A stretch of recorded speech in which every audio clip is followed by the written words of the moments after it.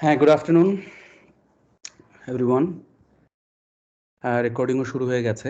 আশা করি তোমরা সবাই ভালো আছো। আজকেই আমাদের সবশেষ অনলাইন ক্লাস হবে। I can assure you that from next week আমি বৃহস্পতিবার সকালবেলা আমরা 9টায় এসে 9টা থেকে 11টা we will take your class.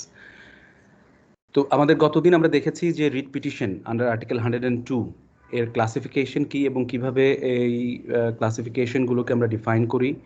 একই সাথে রিট পিটিশনের যদি কোনো লিমিটেশন থাকে সেই লিমিটেশনগুলো নিয়ে আমরা আলোচনা করেছি। লিমিটেশনের মধ্যে যেমন রয়েছে যেখানে পাবলিক পলিসি রয়েছে কিনা, যদি কোনো রিট করতে গিয়ে দেখা যায় যে এখানে গভর্নমেন্টের একটা পাবলিক পলিসি রয়েছে, যে পাবলিক পলিসিকে সরাসরি এটা এই রিটটা তার পরিপন্থী হচ্ছে, সেই ক্ষেত্রে কিন্তু এই রিট করার ক্ষেত্রে বা রিটের রুল জারি করার ক্ষেত্রে অবশ্যই মাননীয় বিচারপতিগণ তারা একটু সাবধানতা অবলম্বন করবেন। কারণ অনেক সময় কিন্তু যেটা হয় যে একটি রিট করার মাধ্যমে ফ্লাড গেট ওপেন হয়ে যায়। সো ফ্লাড গেট ওপেন হয়ে গেলে দেখা যায় যে একই বিষয়ের উপরে রিট আসতে থাকবে এবং মানে সেটা যে আমরা বলি কেস ম্যানেজমেন্ট, তার জন্য যেমন ক্ষতির কারণ হয়, আবার একইভাবে গভর্নমেন্টের কাজ প্রতিপালন করার ক্ষেত্রেও বা এক্সিকিউট করার ক্ষেত্রেও সেটি ক্ষতির কারণ হয়ে থাকে। পিআইএল মামলা করি আমরা অনেকেই, পাবলিক ইন্টারেস্ট লিটিগেশন করে থাকি। পিআইএল মামলার ক্ষেত্রে যেটা সমস্যা, সবচেয়ে বড় ব্যাপার যেটা হয় যে সেই পিআইএল মামলার ক্ষেত্রে আমাদের অনেকেই আমরা শুধুমাত্র কি বলে এটাকে মিডিয়া অ্যাটেনশন পাওয়ার জন্য we file those public interest litigations, এবং এতে করে যেটা সবচেয়ে বড় সমস্যা হয় সেটা হচ্ছে যে হয়তো জেনুইন একটা কজ অফ অ্যাকশন রয়েছে, কিন্তু কোর্ট যদি অন মেরিট একটা রায় দিয়ে ফেলে তাহলে কিন্তু দেখা যায় যে সেই যে কজ অফ অ্যাকশনটা, সেই জেনুইন কজ অফ অ্যাকশনটা কিন্তু নষ্ট হয়ে যাচ্ছে, এবং সেটা কিন্তু যারা বিচার প্রার্থী, যারা সত্যিকারভাবে ভুক্তভোগী, তাদের জন্য কিন্তু খুবই বেদনাদায়ক একটা বিষয় হয়ে থাকে। সুতরাং পিআইএল যাতে পাবলিসিটি স্ট্যান্ড না হয়, সেই জায়গাটা দেখার বিষয়ে কোর্ট সবসময় সতর্কতা অবলম্বন করে থাকে। সবচেয়ে গুরুত্বপূর্ণ আরেকটি যে বিষয় রয়েছে সেটি হচ্ছে যে কোয়েশ্চেন অফ ফ্যাক্ট এবং কোয়েশ্চেন অফ ল। যদি যেমন গতকালকেই আমি একটা মামলা করেছি, তোমার সাভারের কাছে আশুলিয়াতে একটি মন্দিরের মামলা। ফ্যাক্টটা হচ্ছে এরকম যে সেখানে দেখা যাচ্ছে যে নৌ পরিবহন মন্ত্রণালয় এই তুরাগ নদীর দুই পার বাঁধার কাজ শুরু করেছে। এখন সেই নদীর পারে সেই জমিদারের সময় থেকে আর কি, জমিদার বলছি ব্রিটিশ আমল থেকে, দেখা যাচ্ছে যে এক জমিদার তার জমি দান করে দিয়েছেন তার প্রজাদের মন্দির, মসজিদ, গোরস্থান, শ্মশান, নদীর ঘাট এগুলো করার জন্য উনি 3 দিন দান করে দিয়েছেন এবং এগুলো খতিয়ানও সেভাবে আছে। কিন্তু দেখা যাচ্ছে যে যখনই পার বাঁধার কাজ শুরু করেছে, তখন যারা ঠিকাদার তারা বৈষম্যমূলকভাবে গোরস্থানের জায়গাটা রেখে দিয়েছে, কিন্তু মন্দিরের জায়গাটাকে কভার করে তারা চলে যাচ্ছে, মন্দির শ্মশানের জায়গাগুলোকে তারা নষ্ট করছে। তো এই জায়গাটাকে যখন আমি অ্যাটেনশনে নিয়ে আসলাম কোর্টের গতকালকে, তখন কিন্তু কোর্ট প্রথমেই বলল যে দেখেন, এটা মন্দির বা মসজিদ, that is not the issue. Issue is যে এখানে কোয়েশ্চেন অফ ফ্যাক্ট আছে কিনা। এখানে দেখা যাচ্ছে যে আপনি যেটা দাবি করছেন যে ঠিকাদাররা আপনার মন্দির এবং শ্মশানের কাজ দিয়ে চলে গেছে, সুতরাং এটা প্রমাণ করতে হলে আমাকে অ্যাডভোকেট কমিশনার নিয়োগ করতে হবে। অ্যাডভোকেট কমিশনার নিয়োগ করে আমাকে আগে এই ফ্যাক্টটা অ্যাসার্টেইন করতে হবে। তো এই ফ্যাক্টটা অ্যাসার্টেইন করতে গেলেই এটা আর আমাকে রিটে এন্টারটেইন করার সুযোগ নাই। আপনাকে যেটা এভিডেন্স দিয়ে প্রমাণ করতে হবে, সেটা প্রমাণ করতে হলে আপনাকে যেতে হবে লোয়ার কোর্টে। আপনাকে সেখানে গিয়ে আপনি আইদার পার্মানেন্ট ইনজাংশনের মামলা করবেন বা আপনি ডিক্লারেটরি স্যুট করবেন, whatever you want to do, you do it, but your relief is over there, not here. So on the question of matter of fact কিন্তু রিটটা গ্রহণযোগ্য হলো না, ঠিক আছে। তো আমি সেটা নট প্রেস রিজেক্টেড করে নিয়ে আসলাম, যাতে কোনো মেরিটের অর্ডার না হয়, মামলার কোনো ক্ষতি হচ্ছে না, আমরা লোয়ার কোর্টে মুভ করব উইদিন নেক্সট উইক। সো যেটা আমরা তোমাদেরকে বলেছিলাম যে প্রতিটা রিটেরই কিন্তু ডিক্লারেটরি স্যুট বা পার্মানেন্ট ইনজাংশনের মতন ম্যাটার কিন্তু থাকে, সেখানে সেই কোয়েশ্চেনগুলো থাকে, ইচ্ছা করলে সেগুলো ওখানে নিয়ে যাওয়া যায়।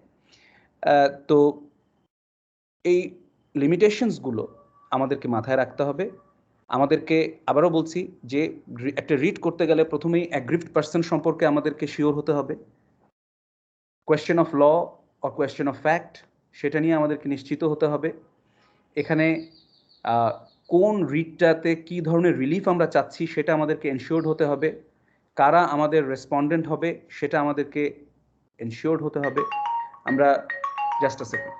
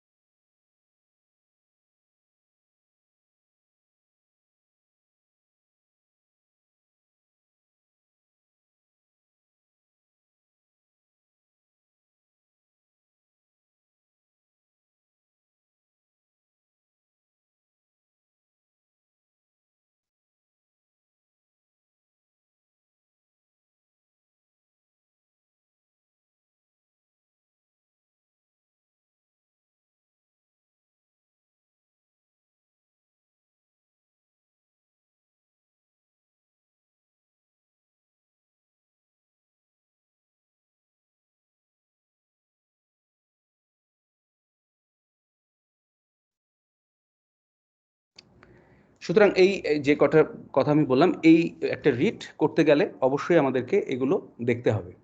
এখন রিট ড্রাফটিং এর ক্ষেত্রে যে স্টেজ আমি তোমাদেরকে গত ক্লাসে বলেছিলাম যে প্রথমে আমাদেরকে দেখতে হবে, প্রথমে আমাদেরকে যেটা করতে হবে সেটি হচ্ছে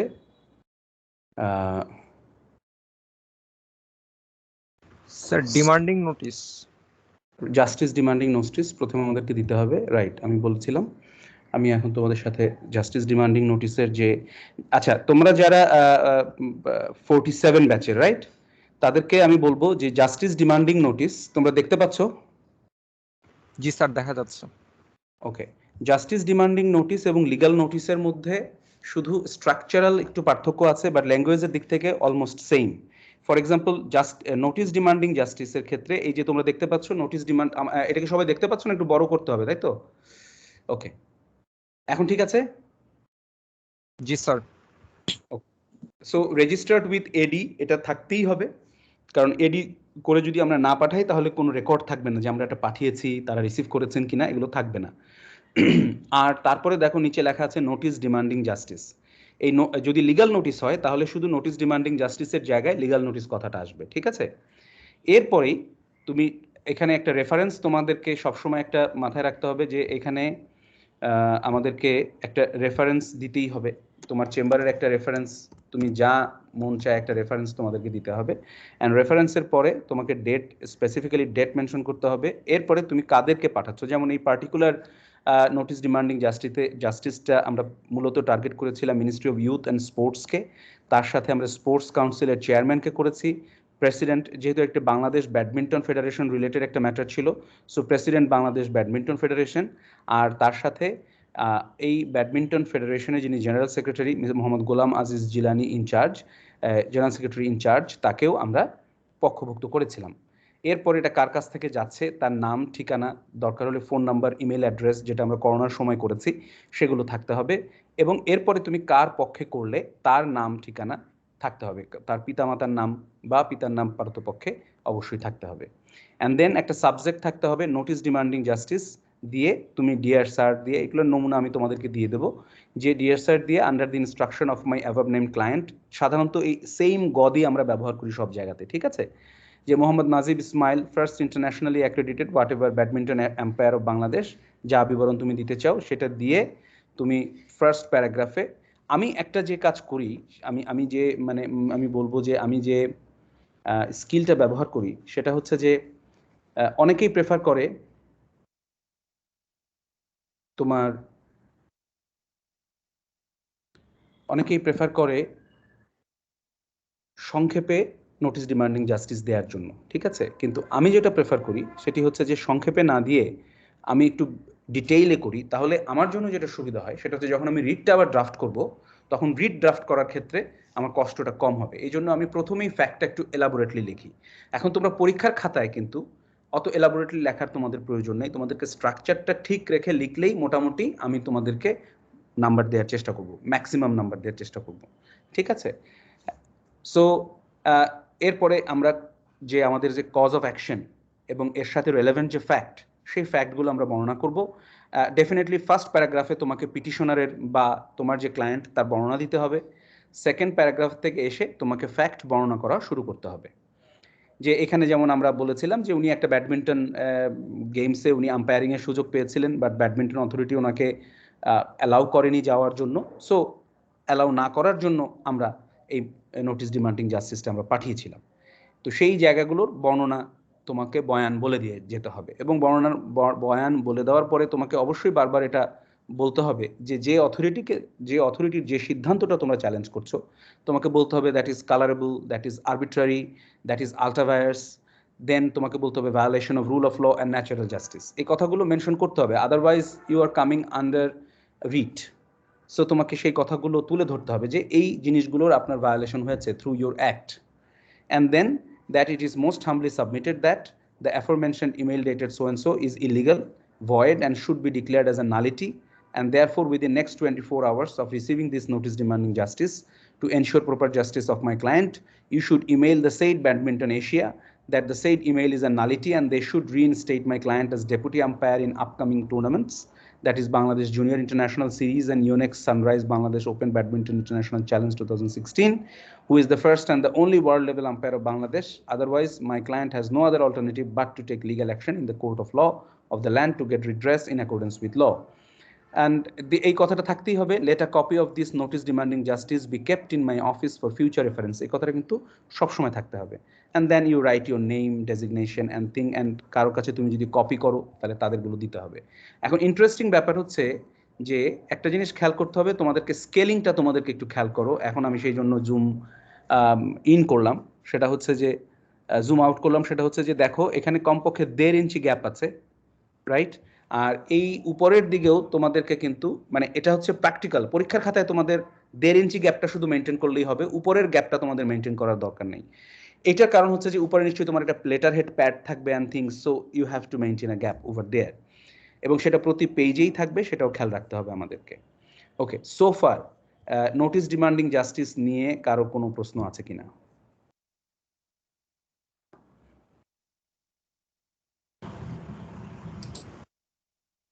sir, notice sir. Demanding justice আর লিগ্যাল নোটিসের পার্থক্যটা যদি আবার একটু বলতেন। আচ্ছা, মনোযোগ দিয়ে শোনো। এই যে প্রথমে নোটিস ডিমান্ডিং জাস্টিসটা লিখেছি, এই জায়গায় এই নোটিস ডিমান্ডিং জাস্টিসটা চেঞ্জ হবে, কথার কথা এটা চেঞ্জ হয়ে এখানে লিগ্যাল নোটিস লেখা হবে, আর এই সাবজেক্টের চেঞ্জ হবে, নোটিস ডিমান্ডিং জাস্টিসের পরিবর্তে লিগ্যাল নোটিস লেখা হবে। আর ভিতরে কোনো জায়গায় যদি নোটিস ডিমান্ডিং জাস্টিস লেখা থাকে সব জায়গায় লিগ্যাল নোটিস হয়ে যাবে। You get my point? যেমন ধরো, জি স্যার। ঠিক আছে, so it will be changed. Clear? জি sir. Okay, any other question? এডিটা কি? এডি এইবার একটা বিপদে ফেলছো আমাকে। এটি নিশ্চয়ই এটা একটা ডিভিশন। হ্যাঁ, না না, অ্যাপিলেট ডিভিশন না, এটা পোস্টাল সার্ভিস, ঠিক আছে, যেটা দিয়ে বোঝায় যে there will be a receipt. তোমরা কোনোদিন আসলে ঘটনা হয়ে গেছে কি, আমাদের ছোটবেলায় তো ধরো ইন্টারনেট ছিল না, এত সোশ্যাল মিডিয়া ছিল না, রাইট? আমাদের অনার্স পর্যন্তও ছিল না। I came to know about Facebook when I went to UK for the first time in 2006. But before that আমরা হয়তো একটু চ্যাট করতাম। তো আগের দিনে যেটা হতো যে একটা পত্র মিতালির ব্যাপার ছিল, আবার আমরা একটু প্রেম করলে পরে সেখানে একটু প্রেমপত্র লেখার একটা ব্যাপার ছিল। সো আমরা ওই ছোটবেলাতেই জানতাম যে কিভাবে রেজিস্ট্রি ডাকে পাঠানো যায়, রেজিস্ট্রি ডাক বলতে কি বোঝা যায়, এডি বলতে কি বোঝা যায়, কিন্তু এখন তো সবাই এটা বোঝে না, সবাই চিঠি। তোমরা বড় জোর পোস্ট অফিসে যাও যখন কোনো চাকরির বিজ্ঞপ্তি জমা দিতে হয়, তাই না? যখন চাকরির দরখাস্ত জমা দেবে, only then you go to a post office and do it. কিন্তু এডিটার ফুল মিনিংটা কি আমি তোমাদেরকে জেনে বলবো। গত বছরও একজন আমাকে প্রশ্নটা করেছিল, তখন আমি জেনে বলেছিলাম, এই বছরও আমাকে একটু জেনে বলতে হবে, আমি মাঝখানে আবার ভুলে গেছি। কিন্তু এডিটটা হয় তোমার একটা রেজিস্ট্রেশনের একটা ফর্ম থাকে, তোমাকে সেটা ফিল আপ করতে হয়, এবং একটা মানে রিটার্ন টিকিট চিঠির সাথে চলে যায়। যিনি পেলেন তাকে ওই রিটার্ন টিকিটে সিগনেচার করে জিনিসটাকে রিসিভ করতে হয়, ঠিক আছে? ওই রিটার্ন টিকিটটা আবার যিনি প্রেরক তার বরাবরে রিটার্ন আসে, ওইটা আমরা কোর্টে জমা দিয়ে আমরা বলি যে yes he has received it my lord, ঠিক আছে? আবার ওইটা না দেখালেও আমরা যখন ওই যে ফর্মটা ফিল আপ করে ছেড়ে দিই, সেই ফর্মটাই আমরা কোর্টে জমা দিয়ে দিই, ঠিক আছে? ওকে, এনি ফার্দার কোয়েশ্চেনস? জি স্যার, সেটা হচ্ছে 1.5 ইঞ্চি যে গ্যাপটা বলেছেন সেটা হচ্ছে আমাদের মেইন পরীক্ষার খাতায়, রাইট স্যার? মানে ফাইনাল পরীক্ষার খাতায় যখন তোমরা প্র্যাকটিক্যালি নোটিস ডিমান্ডিং জাস্টিস লিখবে তখনও উপরের গ্যাপটা তোমার না রাখলেও চলবে আপাতত পরীক্ষার খাতাতে, আই ডোন্ট মাইন্ড। কিন্তু খেয়াল রাখতে হবে যখন তোমরা প্র্যাকটিক্যালি কোনো লয়ারের চেম্বারে কাজ করছো, তখন আমাকে গালি শোনানোর প্রয়োজন নাই, অবশ্যই উপরে 2 ইঞ্চি গ্যাপ রাখবে যে কোনো ড্রাফটিং এর ক্ষেত্রে, ঠিক আছে? অ্যান্ড সাইডে যে কোনো ড্রাফটিং এর ক্ষেত্রে সাইডেও মানে লিগ্যাল নোটিস বাদ দিয়ে যে কোনো প্লেইন্ট বা রিটেন স্টেটমেন্ট ড্রাফটিং এর ক্ষেত্রে বা এই যে রিট পিটিশন ড্রাফটিং এর ক্ষেত্রে সেখানেও চেষ্টা করবে 2 ইঞ্চি গ্যাপ রাখার। আর টাইপ করলে এটা মাথায় রাখতে হবে সব সময়, যদি তোমরা হাতে লেখো এক পেজে 20-21 পাতা হোক কোনো অসুবিধা নেই, 20-21 লাইন হোক অসুবিধা নেই, কিন্তু যখন তুমি টাইপ করতেছো কোনোভাবেই যেন 17 থেকে 18 লাইনের বেশি না হয়, নট মোর দ্যান দ্যাট। এবং আমি সাধারণত যে চালাকিটা করি বা যেটা করি সেটা হচ্ছে যে 2 লাইনের মাঝখানে 2.5 ইঞ্চিস গ্যাপ রাখি যখন আমি টাইপ করি। কিন্তু পরীক্ষার খাতায় এত গ্যাপ রাখার দরকার নাই, সরকারের কাগজ, এত খরচ করার প্রয়োজন নাই। কিন্তু আবার এমনভাবে গ্যাপ রাখো না যে আমি দেখে কিছুই বুঝতেছি না। কিন্তু তোমরা যখন বার কাউন্সিলের রিটেন এক্সাম দিবে তখন আবার কিন্তু এই 2 ইঞ্চি গ্যাপ রাখতেই হবে, কারণ তোমার ওই ড্রাফটিং এর ওই ভিতরে কিন্তু কেউ পড়বে না। তুমি ভিতরে যদি রবীন্দ্রনাথের কোটেশনও দাও এটাও কেউ পড়বে না, ঠিক আছে? যে অন্যায় যে করে অন্যায় যে সহে তব ঘৃণা তারে যেন তৃণসমদহে, মাই ইওর অনার, এই কবিতার আলোকে আমি চাই যে এই লোকের সাজা হোক, কিন্তু সেটা লিখলেও কিন্তু কেউ পড়বে না। খালি দেখবে যে তুমি 2 ইঞ্চি গ্যাপ দিয়েছো কিনা উপরে, সাইডে 2 ইঞ্চি গ্যাপ দিয়েছো কিনা, আর হচ্ছে 2 ইসের মধ্যে ওই যে 2.5 গ্যাপ আছে কিনা, উপরে 20 মানে 2 ইঞ্চিস আর নিচে 2.5 সেন্টিমিটার যেটা আমরা বলি, এই গ্যাপটা দিয়েছো কিনা। এবং আমি তোমাকে এখনই দেখাবো কস্ট, যারা বিশেষ করে মানে অয়নরা অলরেডি জানে কোনটা কস্ট টাইটেল কোনটা প্রেয়ার। তোমরা যারা 47 তারা আমার রিটের ড্রাফটিংটা দেখলে আমি বলবো যে কোনটা কস্ট টাইটেল এবং প্রেয়ার। ডেফিনেটলি বারের এক্সামে আমার পরীক্ষার খাতায় কস্ট টাইটেল এবং প্রেয়ার যদি ঠিক না থাকে আমি কিন্তু 0 দেবো। অ্যান্ড মানে there is no doubt about it. আমাকে রাত্রেবেলা ফোন দিয়ে বললেও এটা কিছু করার থাকবে না, এবং সেই খাতা আবার আমি তোমাদেরকে ক্লাসে দেখাবো, তোমার অন্য বন্ধুদেরকে। সুতরাং সো দ্যাট তোমাদের সেই বন্ধুরা ভুল না করে তোমরা যে ভুলটা করেছো। ওকে, নাও আর কোনো যদি প্রশ্ন না থাকে তাহলে এখন আমি যাব আমাদের আবার যে ড্রাফটিং, এখন মূল রিট পিটিশনের ড্রাফটিং আমি চলে যাব। ওকে স্যার, এই গ্যাপটা কেন রাখা হয়? আচ্ছা, এই গ্যাপটা রাখা হয় মূলত এই কারণে যাতে জাজ সাহেবের যদি কোনো নোট নিতে হয়,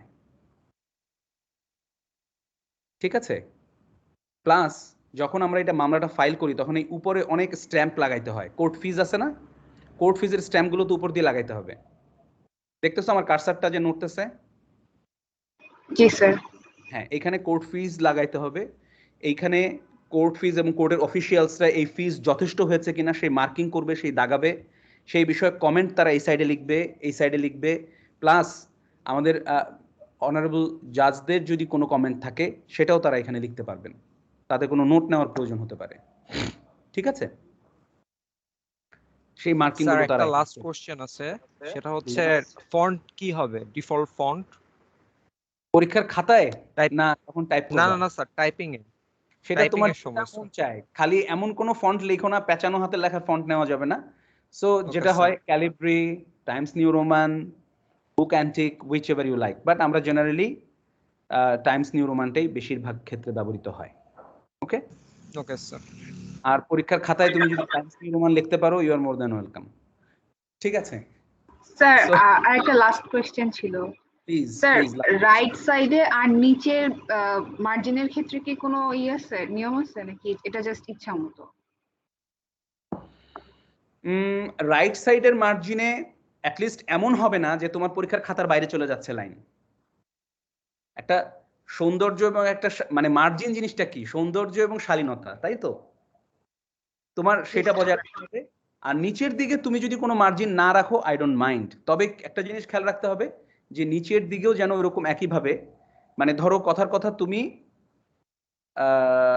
একটা লাইন এমনভাবে ওইখানে শেষ করলে বা একটা প্যারাগ্রাফের একটা লাইন লিখলা, পরের লাইনটা পরের পেজে চলে গেছে, আমি সাধারণত সেটা প্রেফার করি না। আমি চাই যে যদি আমি লিখি অ্যাটলিস্ট একটা প্যারাগ্রাফের 2 থেকে 3টা লাইন থাকুক, অথবা পুরো প্যারাগ্রাফটাই নিচে চলে যাক, I don't mind. So that মানে যখন যিনি পড়বেন, বিশেষ করে আমাদের মাননীয় বিচারপতিগণ যখন পড়বেন, তখন তিনি যাতে কোনো ভগ্নাংশ না দেখেন, যে এইটার একটা লাইন পড়লাম তারটা পড়ার পরে পরের পৃষ্ঠায় যদি যান তাহলে যে পড়ার যে ধারাবাহিকতাটা এটা কিন্তু নষ্ট হয়ে যায়।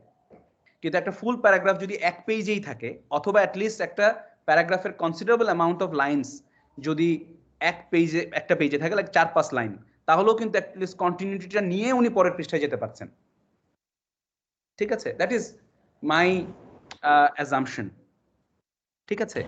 আর আমি চেষ্টা করি যে কোনো লাইনে, it is my personal drafting style, you can say that, যে কোনো লাইনে কোনো নেগেটিভ শব্দ যেন না থাকে। ফর এক্সাম্পল নো, নট, এটা আমার personal style, your personal style could be totally different, ঠিক আছে? এটার কারণ হচ্ছে আমার সিনিয়র যিনি ছিলেন জাস্টিস শামসুল হুদা সাহেব, শামসুল হুদা মানিক ছিলেন, মানে উনি এখনো জীবিত আছেন, অ্যাপিলেট ডিভিশনের জাস্টিস ছিলেন। উনি যখন আমাকে ড্রাফটিং শিখিয়েছেন তখন উনি বলেছেন যে if you write any, like for example that guy does not have any character, right? So উনি বলছেন যে does not have any character, এই যে নট শব্দটা it creates a negative impact on the জাজেস মাইন্ড, বা যে পড়বে। So let us forget about not, you can say he lacks character. So the same meaning but in a different connotation. That is what is he taught me, so I am carrying still now with it. And আমি চেষ্টা করি even আমার legal argument সাবমিশনের সময়ও আমি চেষ্টা করি যাতে কোনো নেগেটিভ ওয়ার্ড আমার মুখ থেকে না বের হয়, নো শব্দ যাতে না শোনা লাগে তাদের। I use different words to get the attention from the judges. So yeah, so let us get into the writ petition. Okay, so first of all look into the margins, have a very good look into it. চেষ্টা করবে মার্জিনগুলো পরীক্ষার খাতায় যতটুকু maintain করা যায় শালীনতার মধ্যে রেখে, ইউনিভার্সিটির কাগজ নষ্ট না করে যতটুকু করা যায়, ঠিক আছে। তবে যখনই তোমরা বার এক্সাম দেবে, যে কোনো চেম্বারে কাজ করবে, বা ইভেন ইউ বিকাম জাজেস ইউর সেলফ, তোমরা জাজ হলেও যখন তোমরা রায় লিখবে, অর্ডার লিখবে, try to maintain the scale, there is a scale of writing everything. Okay, now this is we call cost title. হ্যাঁ, এখান থেকে শুরু করে cost title is up to, for example রিটের ক্ষেত্রে যদি আমরা বলি যে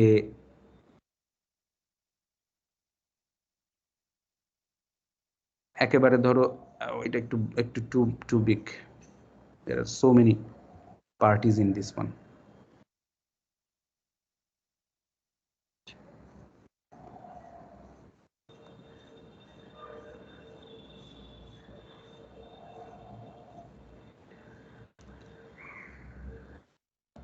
সো ধরে নেই এই up to this part this is called cost title. Okay, এই ইভেন তুমি যদি এই যে টু এগুলো যা আছে, তুমি যদি আমরা যদি এগুলো ধরি এই পর্যন্ত, this is called cost title. হ্যাঁ, এখন কস্ট টাইটেল কি কি থাকবে?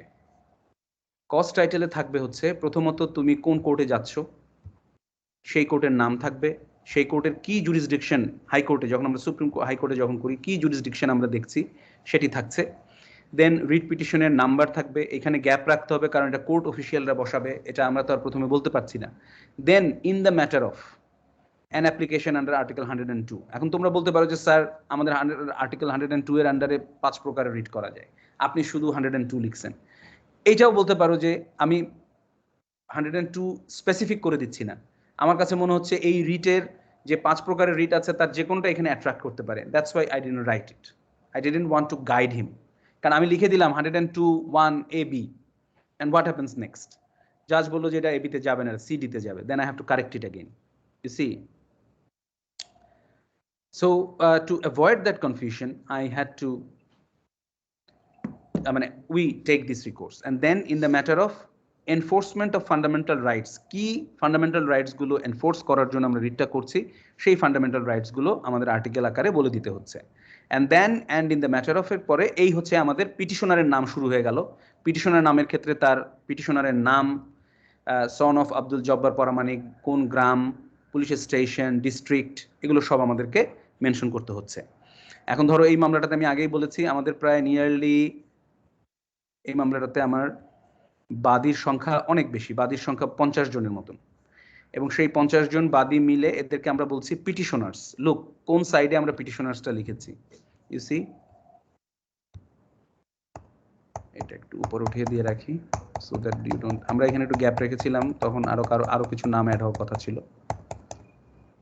তো ইয়া, তো এই পিটিশনার্স লিখতে হবে। এইখানে আমি তোমাদেরকে মামলার ঘটনাটা একটু সংক্ষেপে বলে রাখি, খুবই সিম্পল ঘটনা। পাবনার এই গ্রামটাতে একটা খাল পুনর্খনন করা হবে। এখন এই খাল পুনর্খনন করতে গিয়ে দেখা যাচ্ছে যে পানি উন্নয়ন বোর্ড তারা অলরেডি জনগণের নিজস্ব দখলে যে জমি আছে এবং পর্চায় উঠে গেছে যেগুলো তাদের জমি, সেই জমির ভিতর দিয়ে লাল ঝান্ডা গেড়ে ফেলেছে যে এখান দিয়ে তারা খনন করা শুরু করবে। তো সেই লাল ঝান্ডাকে খনন করছে বা লাল ঝান্ডার ওই খনন কার্যকে স্টপ করার জন্য আমরা রিটে আসতে হয়েছে আমাদেরকে, কারণ there is no other immediate or you can see speedy efficacious remedy, right? এখানেও কিন্তু আমরা লোয়ার কোর্টে যেতে পারি, কিন্তু এখানে যেটা ছিল সেটা একটা ইন্টারেস্টিং বিষয় ছিল যে ডিসি একটা চিঠি দিয়ে ডিসি স্বীকার করে নিয়েছে যে হ্যাঁ পানি উন্নয়ন বোর্ড যেখান দিয়ে কাজটা করছে ইটস নট রাইট, সেই জায়গায় ডিসির ওই চিঠিটার কারণে যেহেতু তারা স্বীকার করে নিয়েছে, ওই দেখো একজন দিয়েছে রেজিস্টার্ড উইথ এডির মানে হচ্ছে registered post with acknowledgement due. Okay, so you got your answer.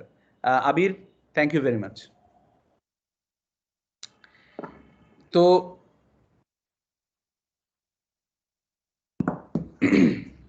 আবার আমরা তো এইখানে আমাদেরকে রিটে আমরা এই কারণে গিয়েছি, let us get back to the draft again. তো এখানে আমরা রেসপন্ডেন্ট করছি সেক্রেটারি মিনিস্ট্রি অফ ওয়াটার রিসোর্সেসকে, সেক্রেটারি মিনিস্ট্রি অফ ল্যান্ডকে, এবং তুমি দেখো কিভাবে লিখছি। আমি তোমাদেরকে প্রথম দিনই বলেছিলাম government of the people's republic of Bangladesh is number 1 and who is represented by its secretary ministry of water resources। কেন আমি সেক্রেটারি মিনিস্ট্রি অফ ওয়াটার রিসোর্সকে 1 নাম্বার করলাম? কারণ he is the one at fault, not আমি secretary ministry of ল্যান্ডকে করলাম 2 number, কারণ he has to execute the whole thing, তাকে বাধা দেয়া বা না দেয়াটা তার ব্যাপার। আমি সেক্রেটারি মিনিস্ট্রি অফ লোকাল গভর্নমেন্টকে করলাম, কারণ লোকাল গভর্নমেন্টের আন্ডারেই তো এসি ডিসি, এরা তো লোকাল গভর্নমেন্টের আন্ডারে, তাই না? এরা তাদের কথা শুনতে হলে এদেরকে নিয়ন্ত্রণ করতে হবে বা এদেরকে নোটিশ দিতে হবে। বাংলাদেশ ওয়াটার ডেভেলপমেন্ট বোর্ডের একটা সেকেন্ড, হ্যালো, হ্যাঁ আমি একটু ক্লাস নিচ্ছি অনলাইনে, হ্যাঁ পরে কথা বলছি। তো the executive engineer Bangladesh water development board আসতেছে, ডিসি আসতেছে, উপজেলা নির্বাহী অফিসার আসতেছে, শেষ পর্যন্ত অফিসার ইনচার্জ, কারণ উনি এক্সিকিউট করবেন বা কোনো ধরনের গন্ডগোল হলে ওনাকেই আটকাতে হবে। So he is also a party over there, right?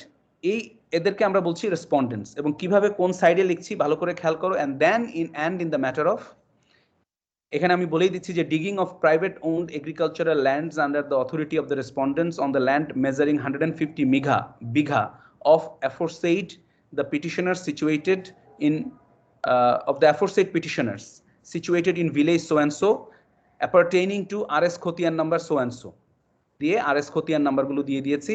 and then and letter of the petitioners, আমি পিটিশনারদেরকে দিয়ে একটা লেটার লিখিয়েছিলাম, একটা রিপ্রেজেন্টেশন দিয়েছিলাম যে এই খনন কার্য বন্ধ করেন, এটা আমাদের প্রাইভেট এগ্রিকালচারাল ল্যান্ড।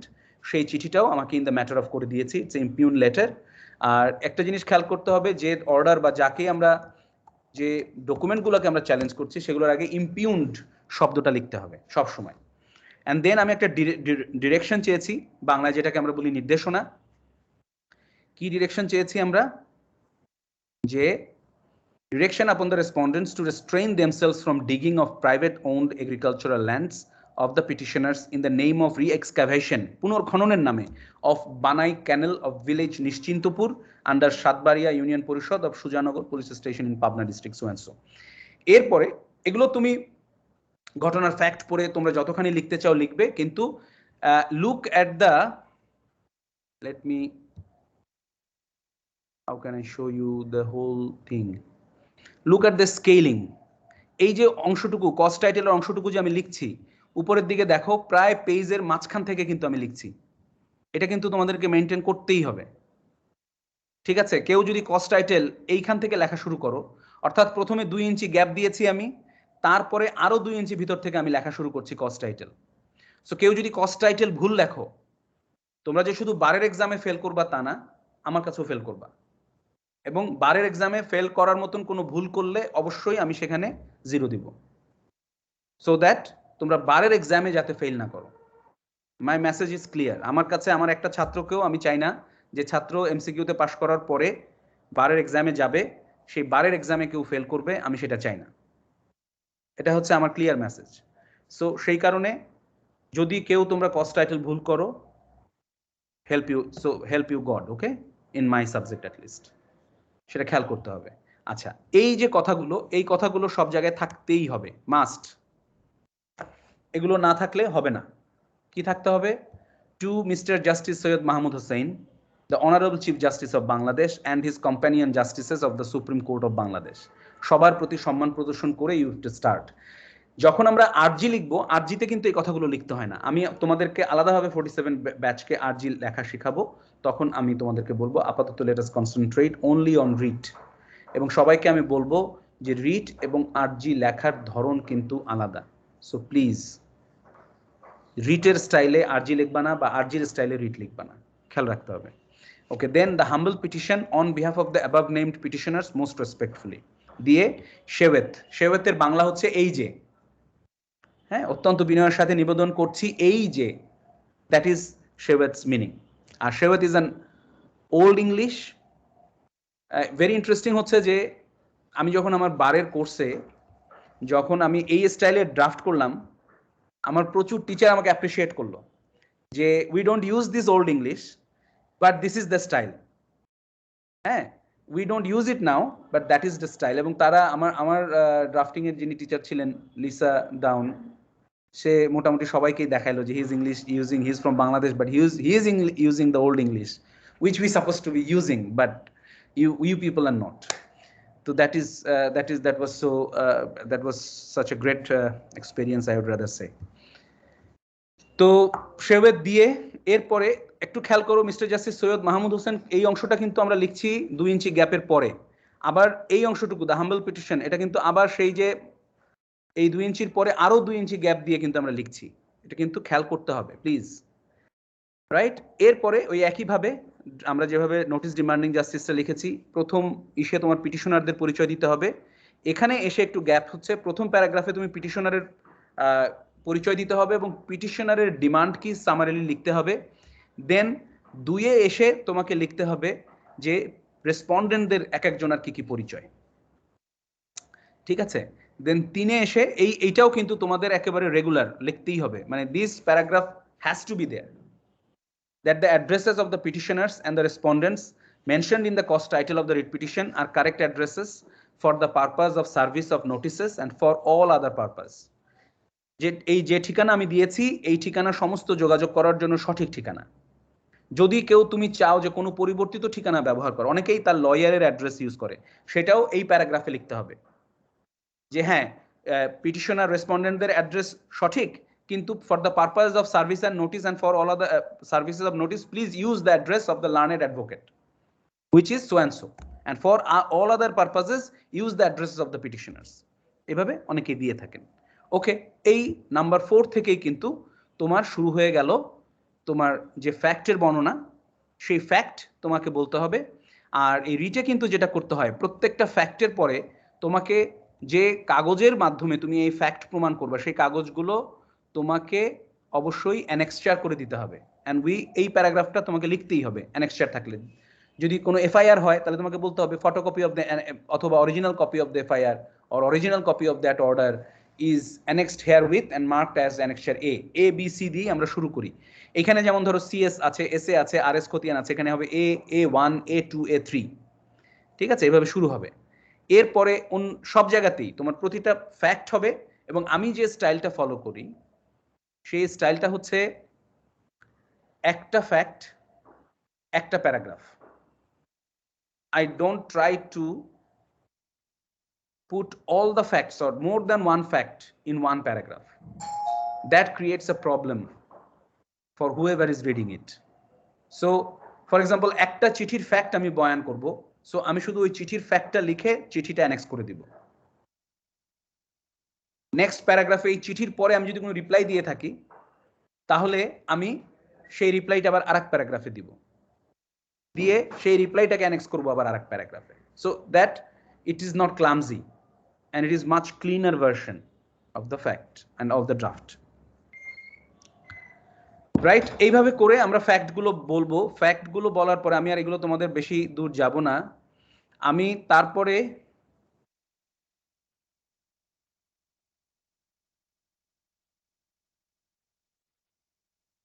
আমাদের এখানে কিছু গ্রাউন্ডস দিতে হয়। সেই গ্রাউন্ডসগুলো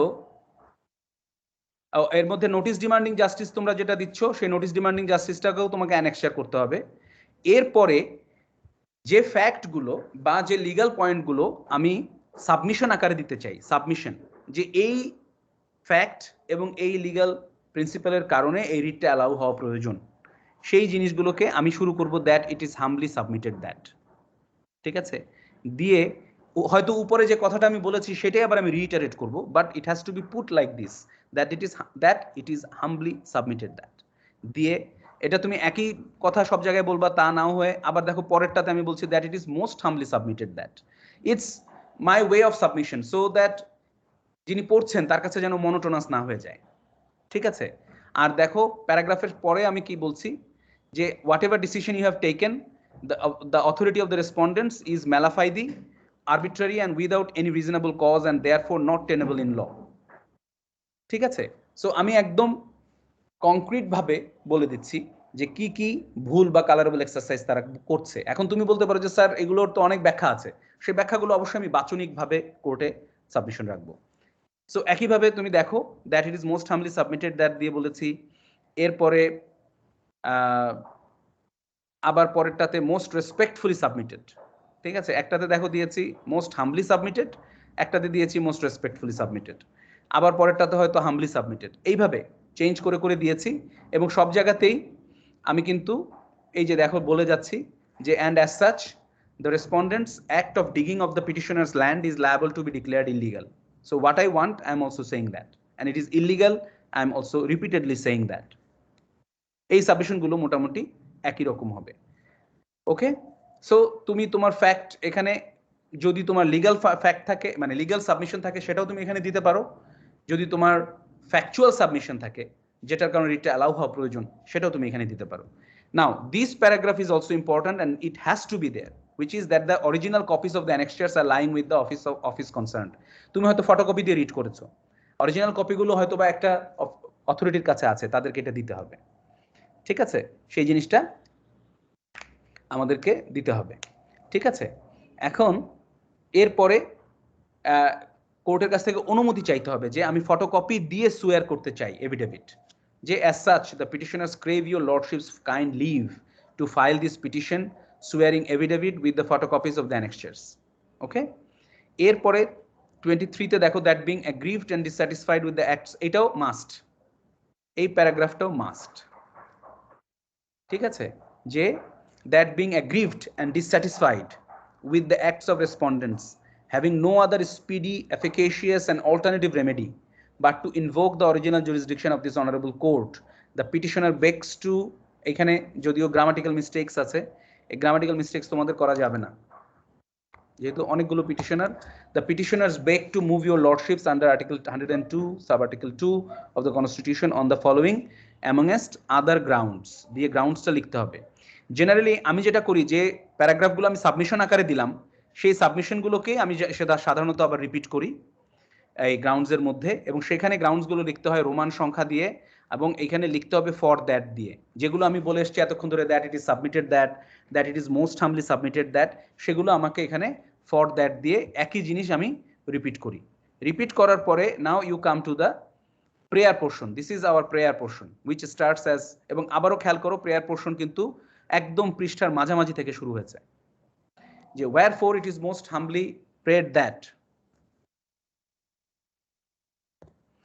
your lordships would graciously be pleased to issue a rule nisi calling upon the respondents to show cause as to why digging of private owned agricultural lands under the authority of the respondents on the land measuring 150 bigha of aforesaid so and so দিয়ে and why the respondents should not be directed to restrain themselves from digging। এই প্রথম প্যারাগ্রাফটাকে আমরা বলি rule নাইসাই এর paragraph, যেটার মাধ্যমে আমরা কারণ দর্শানোর নোটিশটা কোর্ট ইস্যু করবে, সেগুলো আমরা এখানে লিখে ফেলি সমস্ত ডিটেইলস। এরপরে বিতে আমরা দেই যে pending hearing of the rule to stay operation of the excavation of private owned, অর্থাৎ রুল শুনানির পর্যন্ত না হওয়া পর্যন্ত আপনি এই খনন কার্য বন্ধ রাখেন, এটা তো আমাকে বলতে হবে, নাহলে তো আমার কোনো লাভ নাই। এদিকে রুল হয়ে গেল, রুল মানে কারণ দর্শানোর নোটিশ হয়ে গেল, কিন্তু কারণ দর্শানোর নোটিশের মধ্যে কোনো যদি নিষেধাজ্ঞা না থাকে, কোনো যদি নির্দেশনা না থাকে এই কাজ বন্ধ রাখার, তাহলে কিন্তু খনন কার্য শেষ হয়ে যাবে, আমার ক্ষেত শেষ হয়ে যাবে, আমার বাড়িঘর শেষ হয়ে যাবে, অথচ রিট করে কিন্তু আমি বসে আছি। সুতরাং এই ধরনের একটি নির্দেশনা সবসময় রিটে আমাদেরকে চাইতে হবে, এবং খেয়াল রাখতে হবে যে যখন আমরা এই ধরনের কোনো রেস্ট্রেনিং অর্ডার চাই, তখন সেই রেস্ট্রেনিং অর্ডারের ক্ষেত্রে কোন কাজটাকে আমরা রেস্ট্রেন করতে চাচ্ছি, এবং সেখানে যদি কোনো সম্পত্তি ইনভলভ থাকে, তাহলে সেই সম্পত্তির চৌহদ্দি, পর্চা, মানে তোমার যে গ্রাম, মৌজা, এগুলো সব আমাদেরকে ডিটেলস দিতে হবে, দাগ নাম্বার ডিটেলসে দিয়ে দিতে হবে। এরপরে আমাদেরকে কস্ট চাইতে হবে, যে রেসপন্ডেন্ট যেন এই মামলা চালানোর সমস্ত কস্ট পে করে। যদি অন্য কোনো কাগজপত্র অন্য কোনো কোর্টে থাকে, সেটা যেন এই কোর্টের কাছে চলে আসে। আর আপনার যদি আমাদের যে কজ আমরা দেখিয়েছি ভিতরে এটা দেখে যদি কোর্ট স্যাটিসফাইড হয়, তারপরে মেক দ্য রুল অ্যাবসলিউট, অর্থাৎ কারণ দর্শানোর নোটিশটাকে অ্যাবসলিউট করে দিয়ে উনি বলবেন তখন ফাইনাল জাজমেন্টে যে আপনারা যে ডিগিং করছেন দ্যাট ইজ অন্যায়, এটা বন্ধ রাখা উচিত এবং এই জমি ওনাদেরকে দখল ফেরত দিয়ে দেওয়া উচিত এবং ওনাদেরকে ক্ষতিপূরণ দেওয়া উচিত। That's what we are saying, যে মেক দ্য রুল অ্যাবসলিউট। আর to pass such other order or orders as to your lordship may deem fit and proper. ঠিক আছে, যে এর পরেও যদি অন্য কোনো অর্ডারও আপনি দিতে চান সেটা দিতে হবে, সেটা প্রার্থনা করছি আমরা। And for this act of kindness, your humble petitioners, as in duty bound, shall ever pray. অর্থাৎ বাংলা করলে দাঁড়াবে যে আমরা আপনার দয়ার কারণে আমরা আপনার প্রতি বাধিত, যেভাবে আমরা দরখাস্ত শেষে লিখি আমরা বাধিত এবং সর্বদা আপনার জন্য প্রার্থনা করব। এইভাবে বিনয়ের সাথে আমাদেরকে সাবমিশন করতে হবে। Now there has to be an affidavit at the end of this. আমি তোমাদেরকে এভিডেভিটটা আলাদাভাবে পাঠিয়ে দেব। এভিডেভিটে সাধারণত তোমার পরিচয়গুলো লিখতে হয়, পরিচয়ের সাথে সাথে আমাদেরকে লিখতে হয় যে আমি এই তথ্য সম্পর্কে, এখানে যত ফ্যাক্ট আমি বলেছি সেগুলো সম্পর্কে আমি ওয়াকিবহাল আছি এবং আমি এগুলো নিয়ে সুয়ারিং এভিডেভিট কোড করার মতন একজন যোগ্য ব্যক্তি। হ্যাঁ জাহিদুল বলো। স্যার প্রেয়ারের ক্ষেত্রে আমরা দেখলাম যে লাইনের গ্যাপটা আর 2 সেন্টিমিটার নেই, মানে ক্লোজ হয়ে গেছে। প্রেয়ারের ক্ষেত্রে আমরাও কি পরীক্ষার হলে ছোট করে লিখবো? ও না ওইটা আমি করেছি, মানে বোধহয় কোনো একটা ক্লাসে পাঠানোর সময় আমি এটা ছোট করে দিয়েছিলাম, but always that has to be maintained. Okay sir, thank you sir. তোমাদের হ্যাঁ বলো। এন্ড ফর দ্য কাইন্ডনেস এর পার্টটা স্যার মাঝ থেকে একটু বামে চলে গেছে, সেটাও খেয়াল করলাম। এটাও কি আমরা একটু মেইনটেইন করতে হবে? এটাও এখানে যা আছে all has to be maintained.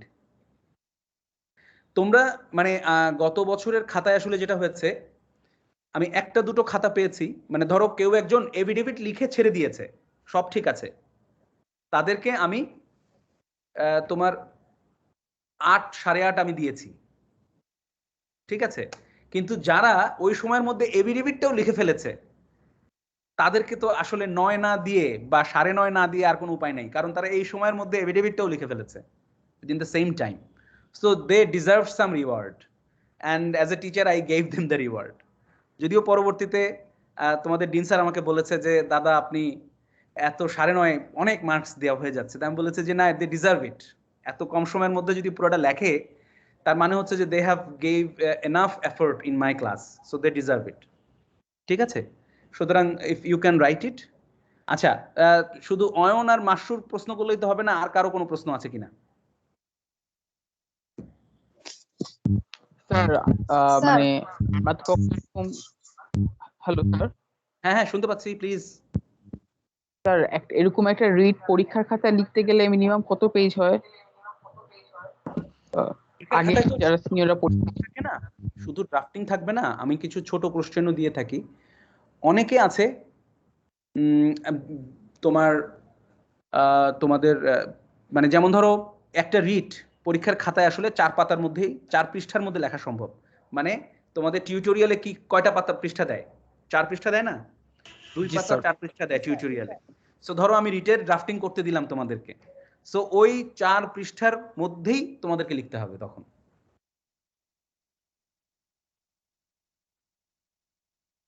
ঠিক আছে? আচ্ছা রিদি, তোমরা আমার মনে হয় তোমরা যদি ক্যামেরা অন করার মতন সিচুয়েশনে থাকো, why don't you on your camera as well? I would love to see your faces and I'm dying to meet all of you in person. আর আজকে আমাদের 46 এর সিআর এর কোনো আওয়াজ পাওয়া যাচ্ছে না, ঘটনাটা কি? সিআর কি আছে না ফাঁকি দিয়েছে আজকে? Ayan, is he here? Sabbir কি আছে? স্যার দেখতে পাচ্ছি না, আমি একটু চেক করে জানাচ্ছি। হ্যাঁ দেখো দেখি। আচ্ছা মোহসেন বিল্লাহ, প্লিজ তোমার কি প্রশ্ন, প্লিজ বলো। স্যার আমরা যেহেতু আমাদের একাডেমিকটা আমরা ইংলিশে আমরা পড়াশোনা করি, তাই হচ্ছে আমাদের ক্ষেত্রে হচ্ছে আমরা ইংলিশে পড়তেছি, যে নোটিশ প্লেন বা এখানে যেগুলো ড্রাফটিং হচ্ছে সব ইংলিশে, কিন্তু প্র্যাকটিক্যালি কি এটা বাংলাতে লেখার জন্য বা সার্ভ করার জন্য কি অল্টারনেটিভ কোনো ওয়ে আছে নাকি আমাদের আইন অঙ্গনে? বাই দ্য বাই, আইন অঙ্গনে আমরা বাংলাতেও লিখি, আমরা ইংরেজিতেও লিখি, দুইভাবেই লিখি, কোনো সমস্যা নেই। আমার পরীক্ষার খাতায় তোমরা যদি বাংলায় লেখো সেই ক্ষেত্রে আমার কোনো অসুবিধা নেই, কিন্তু একইভাবে আমি বলবো নত্যবিধান সত্যবিধান ঠিক থাকতে হবে। তারপরে মানে তোমার বিসিএস পরীক্ষায় বা জুডিশিয়াল সার্ভিস পরীক্ষায় যেভাবে তুমি রিটেন এক্সাম দেবে সেইভাবে তোমার আমার খাতায় লিখতে হবে। আমি বাংলা গ্রামারের ক্ষেত্রেও খুব খুঁতখুঁতে। You can say I have some sort of disorder, you can say that, I don't mind, but I am মানে কোয়াইট। বাট মাস্টার্সে গেলে আবার এতটা খুঁতখুঁতে না, অনার্সে একটু বেশি খুঁতখুঁতে বলতে পারো। ঠিক আছে মোহসেন? সো তুমি বুঝাই লিখবে, আমার কোনো অসুবিধা নেই, কিন্তু স্যার কোনো বানান ভুল করা যাবে না। যাকে স্যার যাকে দেওয়া হচ্ছে নোটিশটা সে যদি ইংলিশ না বুঝে সেই ক্ষেত্রে কি হচ্ছে আমি ইংলিশটা দিলে কি আমার নোটিশ দেওয়াটা এটা আউট এন্ড আউট হবে নাকি? নিতে হবে। কিন্তু ইংলিশ যদি না বুঝে যে হচ্ছে ওটা রিসিভ করছে নোটিশটা, তবু হচ্ছে হ্যাঁ। ইংলিশে দিলে কি আমার কাজ হয়ে যাবে? কাজ সার্ভ হবে। সেই ক্ষেত্রে তাকে অবশ্যই, সে তো ওই নোটিশ তুমি যাকে দিচ্ছ, ধরো আমি একজন গ্রামের কৃষককে দিলাম, সে যদি নোটিশটা হাতে পাওয়ার পরে সে তো নিশ্চয়ই এটা ইংরেজিতে দেখলে কারো না কারোর সাথে সে তো আলাপ করবে, ঠিক আছে, যে ইংরেজি বোঝে। তবে সেটা তোমাকে বুঝতে হবে যে তুমি কাকে নোটিশ দিচ্ছ। এটা লয়ার হিসেবে তো এই চিন্তাটা তোমার মাথায় আসতে হবে, তুমি কাকে নোটিশ দিচ্ছ। আবার তুমি যদি ভুলভাল বাংলায় দাও নোটিশ, তোমার বাংলার সেন্টেন্সের বাক্যের কি বলে আসক্তি, না আসক্তি, এগুলো যদি বাংলায় ঠিক না থাকে তাহলে তো ওই চিঠি দিয়ে কোনো লাভ নাই। সো বাংলায় চিঠি আমরা লিখবো, কিন্তু একদম বাংলা একাডেমির গ্রামার মেনে যেন চিঠিটা হয়, তার মধ্যে যেন তোমার কলোকুয়াল ল্যাঙ্গুয়েজটা যেন না চলে আসে। বরিশালের ভাষা, আমার গোপালগঞ্জের ভাষা, নোয়াখালীর ভাষা, চট্টগ্রামের ভাষা যেন না আসে, ঠিক আছে? প্রমিত বাংলা, প্রমিত বাংলা যে শব্দটা, এটা যেন আমরা ব্যবহার করি। ইয়েস রিদি, প্লিজ বলো। স্যার আমি জানতে চাচ্ছি রিদির কথাটা আগে শুনে ফেলি, এরপরে শুনি, এরপরে যে বলতে চাচ্ছে রিদি। হ্যাঁ বলো প্লিজ। স্যার আমি জানতে চাচ্ছিলাম স্যার এফিডেভিটটা যেটা দেখলাম ওটা তো মাঝখান থেকে শুরু হয়েছে, তো লেখার সময় কি আমরা মাঝখান থেকে ইনফরমেশন গুলো দিব নাকি একদম রাইট সাইড থেকে দিব? না না, একদম ওই যে যেভাবে 2 ইঞ্চি গ্যাপ দিয়ে দিতে হবে ওইভাবেই দেবে, মাঝখান থেকে লিখতে হবে না। মানে আমাদের কম্পিউটারে যদি তুমি টাইপ করো তাহলে 2 ইঞ্চি গ্যাপ দিয়ে জাস্টিফাইড দিয়ে তাহলে টাইপ করলে যেরকমটা হবে ঠিক সেভাবে। স্যার ওকে, 2 ইঞ্চি গ্যাপটা তো উপর থেকে তাই না, নাকি লেফট সাইড থেকে? বাঁ দিক থেকেও সব, তোমার লেফট সাইডেও তোমাকে Okay, 2 সাইড গ্যাপ দিতে হবে। ওকে, আচ্ছা স্যার বুঝতে পেরেছি, থ্যাংক ইউ স্যার। মার্জিনের ব্যাপারে, গ্রামারের ব্যাপারে, স্পেলিং এর ব্যাপারে আমি খুবই খুঁতখুঁতে। So I would humbly request you all to maintain that, ঠিক আছে? ওকে, আর কি প্রশ্ন করতেছিলা? স্যার প্রশ্ন ছিল আমার, বাংলা ভার্সনটাও সেন্ড করা। কে প্রশ্ন করছো? কে নাম বলে একটু প্রশ্ন করো তাহলে বুঝতে পারি কে করছে। স্যার আমি বিলকিস। স্যার আমাদের কি রিট পিটিশনের বাংলা কপিটাও কি আপনি সেন্ড করবেন? এইবারে একটা খুব বিপদে ফেলছো আমাকে, আমি রিট পিটিশন কখনো বাংলায় লিখি নাই। হ্যাঁ, আমি দেখবো কোথাও রিট পিটিশনের বাংলাটা পাই কিনা, তাহলে আমি সেন্ড করব। জি স্যার, থ্যাংক ইউ। যদি পাই, স্যার আজকে যেটা দিয়েছেন রিট পিটিশন, এটা কি সেন্ড করবেন আপনি?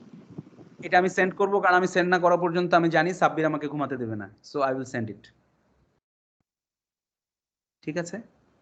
স্যার হ্যাঁ স্যার, প্লিজ বলো। একটা প্রশ্ন ছিল আমার, একটা কনফিউশন আছে স্যার, সেটা হচ্ছে যে বাম পাশ থেকে কি 1.5 ইঞ্চি গ্যাপ দিব নাকি 2 ইঞ্চি গ্যাপ দিব? 1.5 ইঞ্চি 2 ইঞ্চি তুমি যাই দাও কোনো অসুবিধা নাই, কিন্তু গ্যাপ দিতে হবে। আমি প্রেফার, এটা আমার পার্সোনাল প্রেফারেন্স যে আমি 2 ইঞ্চি দেই, ঠিক আছে? তুমি যদি মনে করো তুমি 1.5 ইঞ্চি দেবে, ফাইন, আই ডোন্ট মাইন্ড। ধরো this is a page, okay, can you see it? আমি জেনারেলি বলবো যে এই দেখো পেজটাকে যদি আমরা এভাবে ভাঁজ করি, রাইট? এই তো ভাঁজ করলে তো এরকম হচ্ছে, তারপরে একটা পেজের মধ্যে এরকম 3টা দাগ পড়বে। তো তুমি এই প্রথম পোর্শনটা তোমাকে বাদ দিতে হবে ফুল, দেখতে পাচ্ছ? সো প্রথম পোর্শনটা বাদ দেওয়ার পরের পোর্শন থেকে তুমি লিখবা। আর এই যে মাঝখানে একটা দাগ পড়ে গেছে, এই যে মাঝখানে, সো এই মাঝখানের দাগটা থেকেও তোমার কজ, টাইটেল, প্রেয়ার, এটা যাবে মাঝখান থেকে। আর তুমি মূল অংশটা লিখবে এই সেকেন্ড অংশটা বাদ দেওয়ার পর থেকে, ওকে? আমাদের দেশে আমরা একটু, আমাদের দেশে বা বাইরের দেশগুলো তো আমি দেখেছি তোমার 1.5 থেকে 2 ইঞ্চি গ্যাপ, মানে 2 ইঞ্চি গ্যাপ দিলে ভালোই হয়, সবাই প্রেফার করে একটু বেশি গ্যাপ। সো দ্যাট মার্জিনে লেখার জন্য যথেষ্ট পরিমাণ জায়গা থাকে। কারণ যারা কোর্ট অফিসিয়াল, পেশকার, নাজির, তাদের অনেক রিমার্কস থাকে সেখানে, যে কোর্ট ফিজ ঠিক মতন দেওয়া হয়েছে কিনা, স্ট্যাম্প ঠিক মতন অ্যাড করা হলো কিনা, ঠিক আছে, তারপরে তোমার জুরিসডিকশন ঠিক মতন আছে কিনা, অনেক ধরনের ছোট ছোট তথ্য ওনারা দিয়ে থাকেন।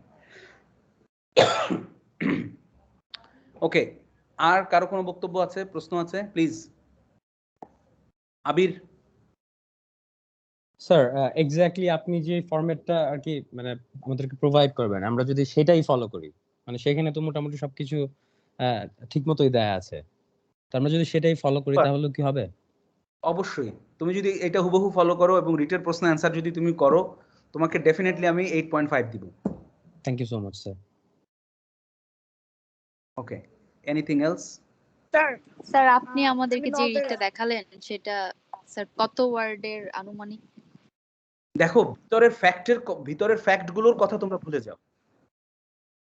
তোমাকে ঠিক রাখতে হবে margin, cost title, prayer portion ঠিক রাখতে হবে। ভিতরের ফ্যাক্টটা তুমি ছোট করে লেখো, অসুবিধা তো কিছু নাই। আচ্ছা, বাই দ্য বাই, আমি তোমাদেরকে এখন একটা প্রশ্ন জিজ্ঞেস করি। তোমাদেরকে সবাইকে যে আমি 2 বিঘা জমি আর ইসে পড়তে বললাম, শাস্তি পড়েছো? জি বিশেষ স্যার। করে 47 দ্বারা।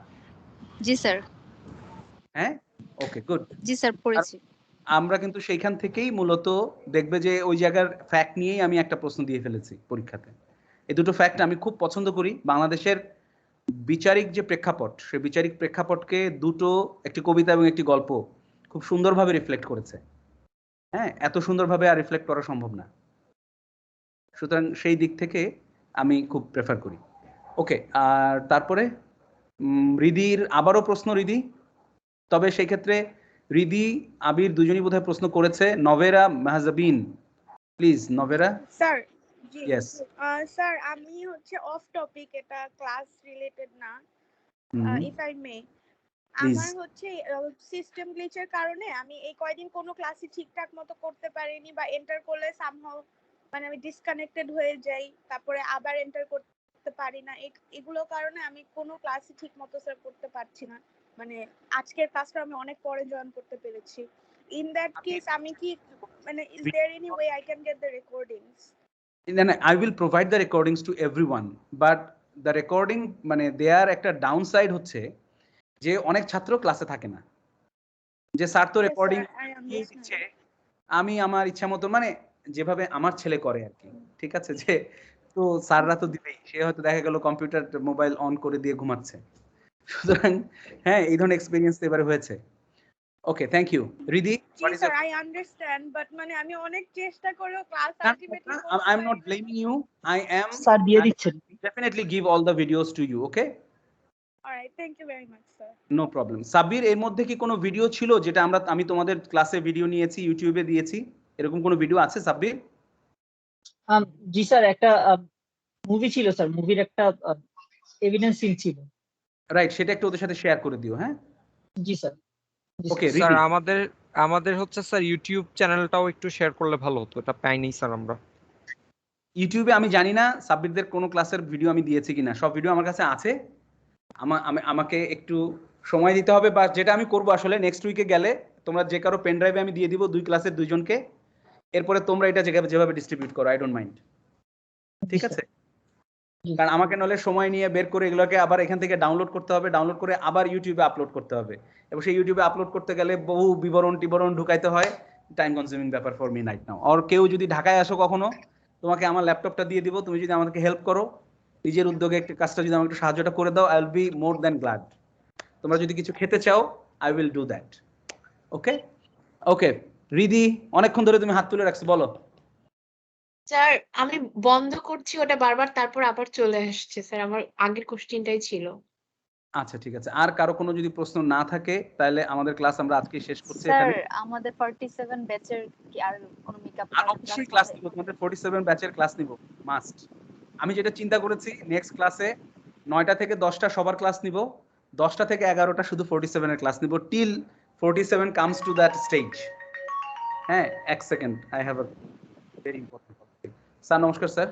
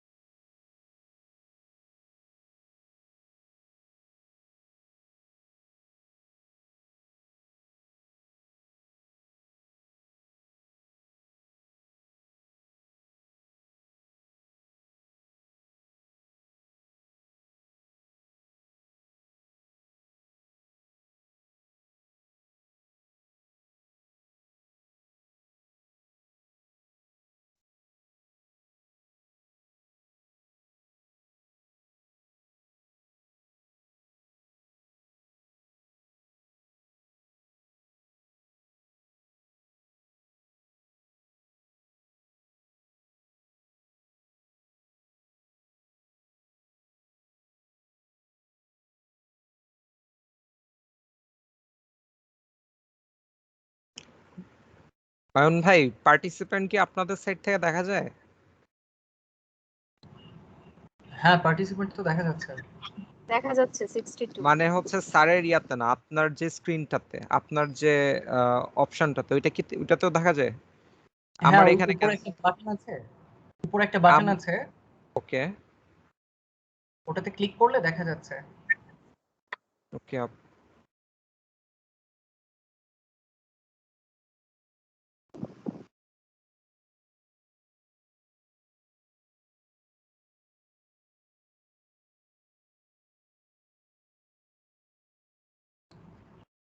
স্যারের স্ক্রিনে দেখো এই যে চ্যাটের অপশন, তারপর দুইটা আইকন আছে মানুষের, ওই আইকনটাতেই অ্যাকচুয়ালি পার্টিসিপেন্টস দেখা যায়।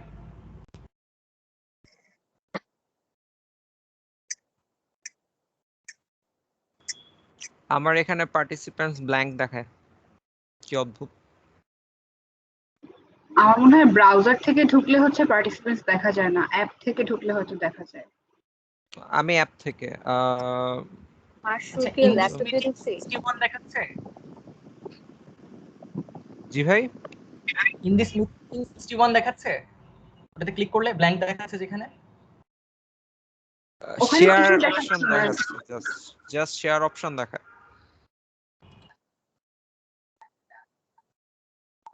শেয়ার ইনভাইট বলে একটা অপশন দেখায়।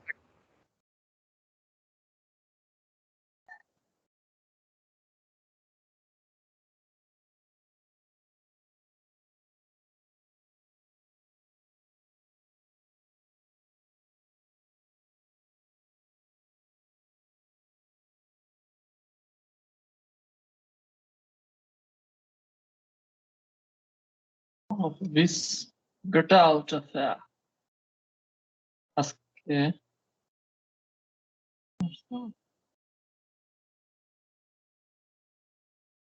আর আসছে নাকি?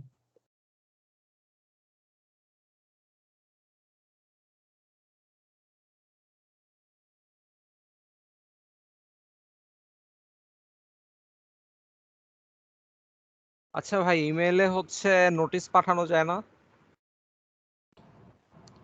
ইমেইলে ওই যে বাংলাদেশে যেটা হয়, ফোন করে আবার বলতে হবে যে একটা নোটিশ পাঠাইছি, চেক করেন।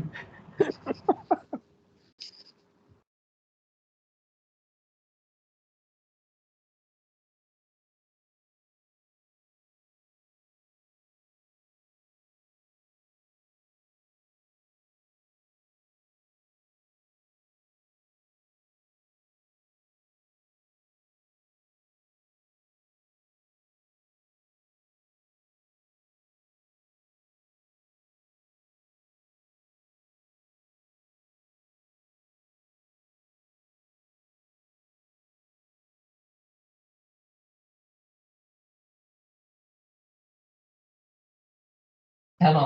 আচ্ছা অয়ন, হ্যাঁ স্যার। কোন মুভি জানি পার্ট ছিল, তোমার কি মনে আছে?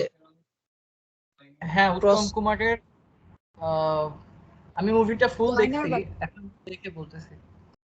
আচ্ছা, গয়নার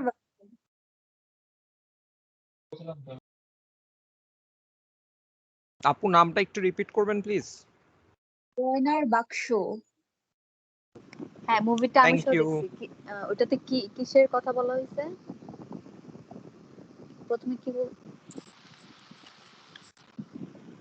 এভিডেন্স ক্রসিং এর একটা ব্যাপার ছিল, মানে কি জানি বলে ওটাকে, ক্রস এক্সামিনেশন। হ্যাঁ cross examination, exactly that word. ওটা একটা পার্ট ছিল, মুভি পার্ট।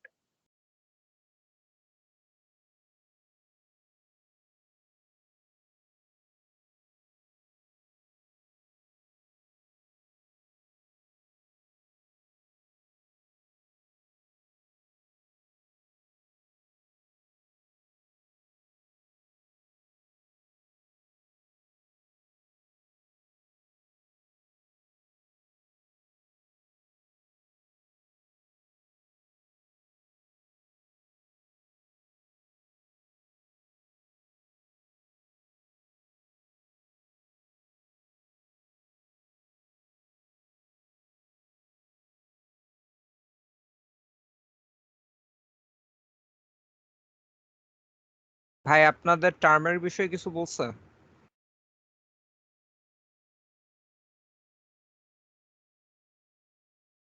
নেক্সট উইকে কি এই ক্লাস আর আলমগীর স্যারের ক্লাস দুটোই অফলাইনে হবে? হ্যাঁ, দুইটা আচ্ছা অফলাইনে হবে বলুন। মাসুর স্যার যেটা বললেন আচ্ছা স্যার চলে এসেছে। ওই মুভিটার নাম গয়নার বাক্স নাও হইতে পারে। সরি হ্যাঁ সরি কারণ ওই একটু আমার একটা জরুরি ফোন এসেছিল। আমাদের আসলে ক্লাস শেষ, আমি রেকর্ডিংটা অফ করে দিই। শুধু এতখানি রেকর্ডিং হয়ে গেল। স্টপ